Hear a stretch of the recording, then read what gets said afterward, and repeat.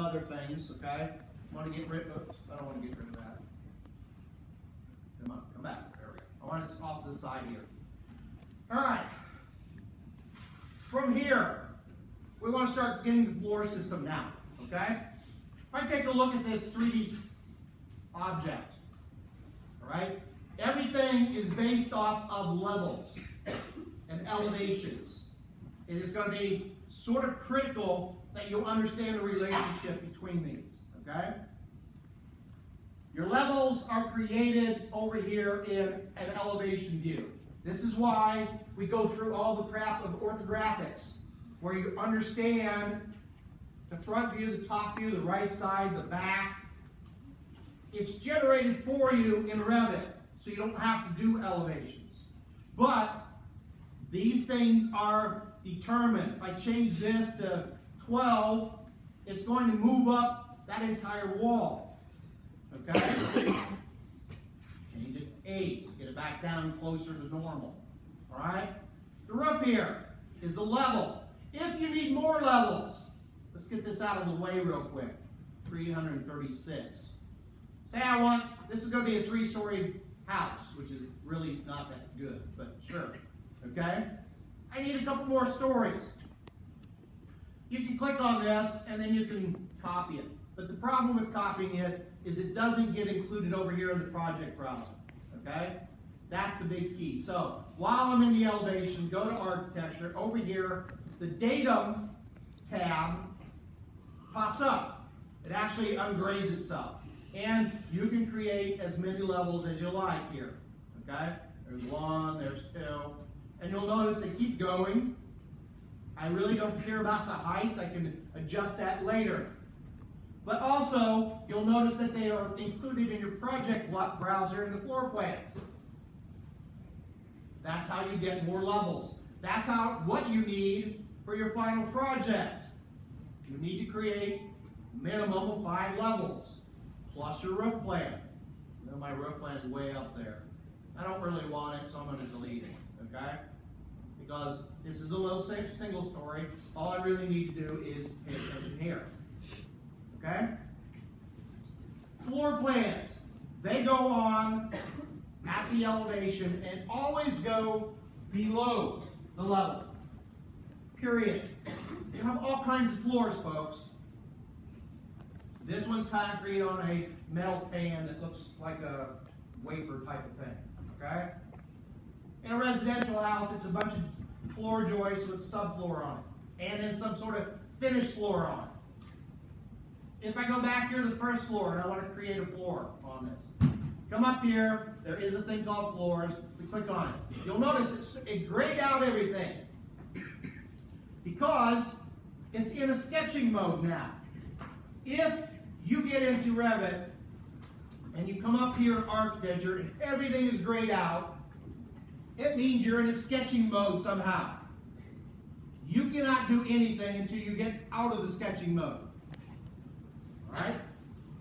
Go back here to the modify, and the default for floor is picking walls. Click on a wall there, click on a wall there. You'll notice it's going to the inside of the wall. Basically, I can do that the entire way around. Strongly suggest you create one floor and only one floor. I try to tell people, pick a floor that makes up 80% of the entire floor system. If that's a wood floor, have it all wood, okay? Because there's a way to go in later and change a bathroom to a tile floor if you want, all right? A lot easier than creating a separate floor that's only tile. So create one floor for the entire space. This little guy, this little thing here, is the direction of your joists. Plain and simple. Right now, it's generic, so let's change this. I've got wood, I want a wood finish here. 10-inch floor system with wood finish. Okay? This little guy tells me my floor should be going left to right here. I click the check mark, quit sketching, can't continue. What happened here? It says, hey, something's wrong. This has to be a continuous polyline. around the entire space. When you've got these lines like this, it doesn't like the over component, okay? So I got one there, I got one there. That one's good, that one's good, that one's good. Now, another thing. These guys can actually, if you click on them, they're moved by the arrows. You want to make it to the outside or the inside or whatever. It really doesn't matter, okay? However you want to do it, up to you. If you want to make them all consistent, just have them all in the middle of the wall system, okay? Click OK. It's going to place your floor in there, and you will have an entire floor. Do not say 100. You'll notice that it's popped in, and it goes below your house there, okay? This is where you go back in later, and you do a foundation wall and pop in it, okay? Because as you notice over here, there's a thing called basement and footing, basement, bottom of footing, top of footing should be in there somewhere, okay? It's got all these levels that allow you to determine it. But a floor goes always down, okay? Let's change it to a tile floor in the bathroom and the kitchen now. Come in here. First thing you want to do, click on one of the walls and hide them. Hide by right mouse clicking the element, only the element, in this view alone. Because there's something up here in the modify called split face. Now the split face, if you hold on to it like this, will give you a quick little video on what it does. A key component is that you have to physically click the element you want to split. And in this case, it's going to be the floor.